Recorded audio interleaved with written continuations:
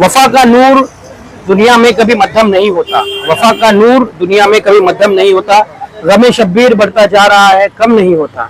दिल दिल ही नहीं, पत्थर के टुकड़े से भी बदतर है कि जिस दिल में नबी के लाडले का गम नहीं होता। हम इस वक्त मौजूद है ठाकुरपाड़ा परिसर में, जिस जगह हम मौजूद है पिछली 2 से 3 दहाइयों से यहाँ पर हाजी रियाजुद्दीन कादरी द्वारा हर साल माहे मुहर्रम के मौके पर सभी लगाई जाती है, ताजियादारी की जाती है। बुजुर्गों से उनकी काफी अकीदत है और शहर के सभी जिम्मेदारों को, जिसमें सभी धर्म के लोग शामिल होते हैं, वो हर साल यहाँ पर गमे हुसैन मनाते हुए दावत देते हैं, एक प्यार भरे मैसेज के लिए, मोहब्बत भरे मैसेज के लिए। और हर साल यहाँ पर लंगर न्याज भी होती है इमाम हुसैन के नाम से। तो आज 8वीं शब है और इसीलिए यहाँ पर न्याज का एहतमाम किया गया। और हमारे साथ मौजूद है हाजी रियाजुद्दीन कादरी और जनाब अब्दुल हमीद साहिल महबूबी। तो आइए इन दोनों से बात करेंगे और इस मैसेज को जानेंगे जो इमाम हुसैन ने करबला के मैदान में दिया, और उस मैसेज को आज उनके चाहने वाले आम कर रहे हैं। बबलू भाई और हाजी रियाजुद्दीन कादरी, बताइए इसका मकसद, हर साल आप ताजियादारी करते हैं और क्या पैगाम देना चाहते हैं आप इसका? अस्सलाम वालेकुम रहमतुल्लाहि व बरकातुहू। हमारी ये कोशिश होती है कि वो लंगर मौला हुसैन के नाम पे तकसीम करते हैं और नियाज नज़र करते हैं, ज़्यादा से ज़्यादा लोग नियाज में शिरकत फरमाए और पानी, शरबत, कॉफ़ी, बिस्किट, चॉकलेट सब तकसीम की जाती है नज़र करके। हमारा मकसद है याद हुसैन मनाना और मोहब्बत से हम लोग कोशिश करते हैं और बाअदब कोशिश करते हैं। ताज़िया शरीफ यहाँ जलवा अफरोज़ है, हूबहू हमने मौला हुसैन अलैहिस्सलाम के रोज़े मुबारक की कोशिश की है, इसलिए कि ये रोज़े मुबारक को देखते हुए इमाम हुसैन अलैहिस्सलाम के रोज़े मुबारक की याद आ जाए, किसी एक बंदे को देखकर अल्लाह की याद आए। इसी तरह हमने कोशिश किया है कि रोज़े मुबारक को देख के मौला हुसैन करबला शरीफ की याद आ जाए। और आपको रोशनी फरमाएंगे हमारे साहिल साहब किबला। अब्दुल हमीद साहिल साहब हमारे साथ मौजूद है, सूफी रिसर्च एकेडमी के ये रोए रवा है, इनसे बात करेंगे। सूफीज़म में जो हुसैनियत है वो पूरी तरह से उसकी तालीम दी जाती है, क्योंकि अगर आप हुसैनी हैं तो आप मोमिन हैं, इस तरह की तालीम सूफीज़म में दी जाती है। और इस वक्त आज हाजी रियाजुद्दीन कादरी जो बुजुर्गान दीन से जुड़े हुए हैं, और आपकी जानकारी के लिए मैं आपको बता दूं अमीर भाई कि ये बुजुर्गों से इतनी अकीदत रखते हैं कि पूरा गल्फ इन्होंने कोशिश की है कि जहां जहां बुजुर्गान दीन के मज़ारात हैं, जिनके सिर्फ हमने नाम सुने हैं, ये वहां भी पहुंचे हैं, उनकी दुआएं इन्होंने लिए, तबरुकात भी जमा किए हैं। और आज ये करबला का जो मैसेज है, जो करबला का मैसेज देता है, जुल्म से लड़ना, सबर, इबादत, इनकिसार, जो मैसेज ये इमाम हुसैन का है, उस पर कुछ रोशनी डाली है। और ताजियादारी को किस तरह से कुछ लोग हल्का फुल्का एतराज करते हैं, हमें उसमें जाना नहीं है, लेकिन इस मैसेज को हम चाहते हैं कि आप। सबसे पहले तो मैं यहाँ कादरी साहब मौजूद है, कादरी रियाजुद्दीन साहब, मैं इनको मुबारकबाद पेश करता हूँ कि इन्होंने एक वो सिलसिला जारी किया है जो कहीं खत्म होता चला जा रहा था, मनसूख होता चला जा रहा था। अभी आपने शुरू में अर्ज किया कि सूफियों की यहाँ हुसैनियत है, मैं इसको यूँ कहूँ कि हुसैनी है तो सूफी है, बेशक बेशक तसव्वुफ की बुनियादी हुसैनियत है। तो हम देख रहे हैं कि अहले बैत का जो मकाम है, उनसे जो मोहब्बत का जो तकाजा है, उस पर हम कहीं ना कहीं हम देख रहे हैं कमी वाक़ई होती चली जा रही है।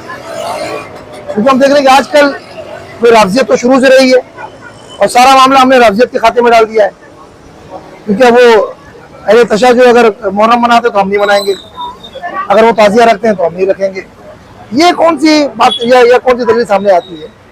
और हम देख रहे हैं कि हमारे दरमियान अब नासबियत भी अपना सर बड़ी शिद्दत के साथ उभार रही है, जिसका वाहिद मकसद जो है अहले बैत की मोहब्बत को कम करना है। एक मिशन के तौर पर यह पूरा मामला आगे बढ़ा हुआ है। बहरहाल वो हुसैन जिनके नाने के ताल्लुक से अल्लाह रब्बुल इज्जत ने कुरान करीम में फरमाया था, वो रफ़ाना लका ज़िक्रक, ए महबूब हमने आपके जिक्र को बुलंद कर दिया। और वही रसूल आका करीम सल्लल्लाहु अलैहि वसल्लम फरमाते हैं कि हुसैन मिन्नी होना मुझे हुसैन, हुसैन मुझसे और मैं हुसैन से हूँ। ये जगह फरमाते हैं कि मन कुन तो मौला फ़ाज़ा अली मौला, जिसका मैं मौला उसके अली मौला। इससे क्या साबित होता है? ये जो शख्सियात है ये रसूल से अलग नहीं है। तो जिनके जिक्र को अल्लाह बुलंद करे और जिनके जिक्र को रसूल करीम सल्लल्लाहु अलैहि वसल्लम अपने साथ जोड़ लें, उनके जिक्र को कोई कैसे खत्म कर सकता है? हुसैन आज़म की जो शहादत हुई है, बाता नफूस की जो शहादत करबला मोहल्ला में हुई है, ये असल में इस्लाम की बका, इस्लाम की रूह, जिससे हमें दूर किया जा रहा है।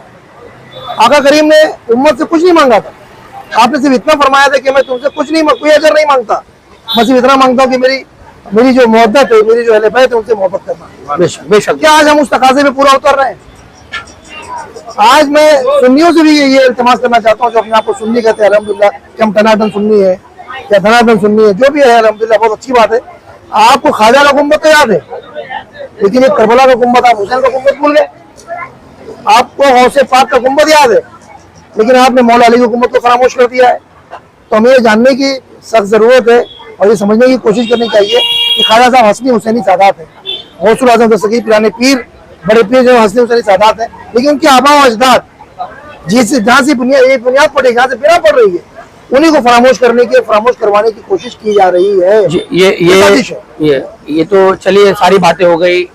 करबला का जो मैसेज है, मौजूदा हालात जो इस वक्त है, उसके चलते आप आलम इस्लाम को क्या मैसेज देंगे, खासतौर से हमारे प्यारे मुल्क हिंदुस्तान के वासियों को क्या मैसेज? बिस्मिल्लाहिर्रहमानिर्रहीम, या अय्युहल्लज़ीना आमनू इस्तईनु बिस्सब्रि वस्सलाह। अल्लाह रब्बुल इज्जत ने कुरान पाक में फरमाया, ऐ ईमान वालों मदद चाहो नमाज से और सब्र से। इस आयत करीमा की अमली तफसील अगर हमको देखनी है तो हमें करबला देखनी है, क्योंकि हुसैन आजम और उनके 72 नफूस न सिर्फ नमाज पे कायम थे, बल्कि सब्र रज़ा का वो अजीम वो मिसाल आपने पेश की है कि रहती दुनिया तक सुबह क़यामत तक उसकी कोई नज़ीर नहीं मिल सकती।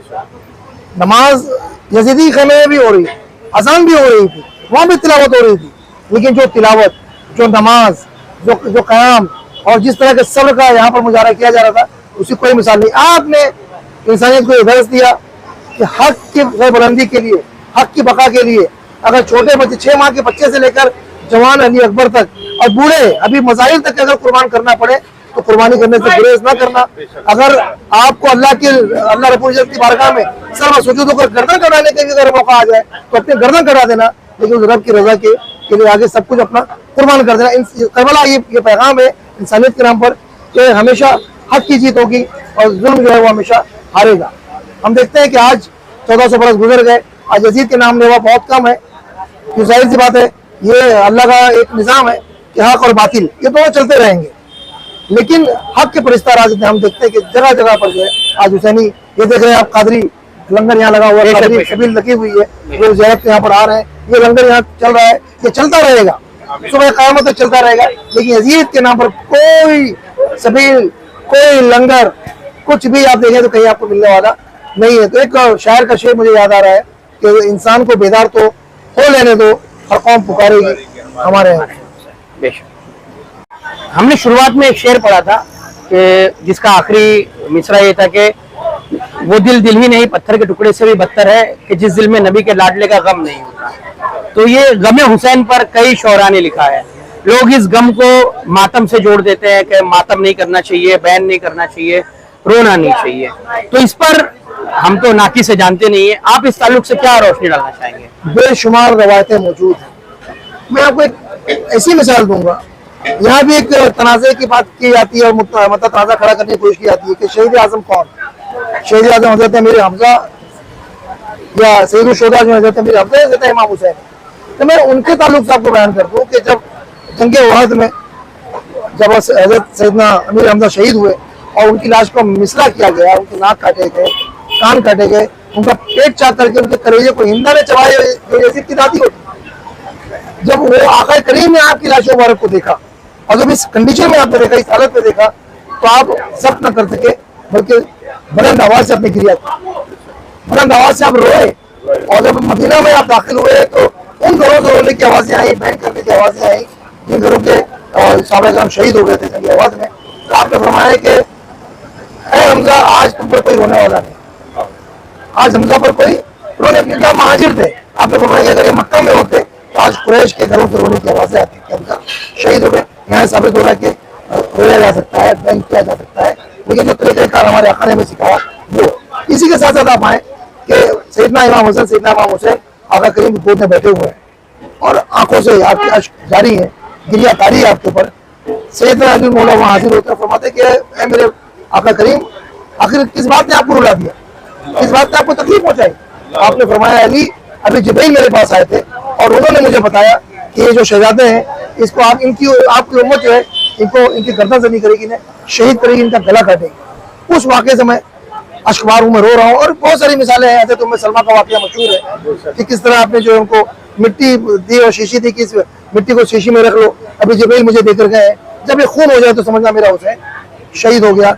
और जिस दिन आपकी शहादत हुई है, मदीना के कई जो सहाबा कराम के ख्वाब में, आलम रोया में आपकी बशारत हुई आका करीम की कि आप जो है परागंदा हाल है, जुल्फें बिखरी हुई है और चेहरे पर जो है पसीना है और गुबार आलूद है। और मैं कि अभी करबला से आ रहा हूँ, मैं वहाँ की कंकरियां चुन रहा था जहाँ मेरा हुसैन गिरने वाला है। तो ये रवायतें हैं। अब साहब बहुत से लोगों के नजदीक ये रवायतें ज़ईफ़ भी हो सकती हैं, कमजोर हो सकती है। अहले अकीदत, अहले मोहब्बत के नजदीक तो ये रवायतें कवी हैं और हम इनको बिल्कुल, जैसे मैंने आपको अमीर हमजा की मिसाल दी कि आका ने गिरिया फरमाई है, तो रोना कोई बुरी बात नहीं है बशर्ते कि वो हद में हो। और रहा सवाल ताज़ियादारी का, तो जैसे भी हमारे भाई ने बताया कि भाई जिसे देखकर अल्लाह की याद आ जाए उसे अल्लाह का वली कहा जाता है। और ये भाई ये तो उस खानवादे से है कि जहाँ से विलायत की इब्तिदा होती है, बगैर अली के कोई वली ही नहीं। तो आज अगर हम ताज़िया देखते हैं तो हमें सैयदना इमाम हुसैन की 72 नफूस जो 72 शोहदा इकराम है और करबला की याद ताज़ा होती है। इसमें कोई बुरी बात नहीं, बल्कि ये तो मुस्ताहब है, इसकी ज़ियारत करनी चाहिए। इसे देखने से हमें उन हस्तियों की, उन अजीम हस्तियों की याद ताज़ा होती है कि जिन्होंने अपनी जानों की परवाह किए बगैर इस्लाम के पौधे को अपने खून से सींच कर आज एक तनावर दरख्त की शक्ल दी।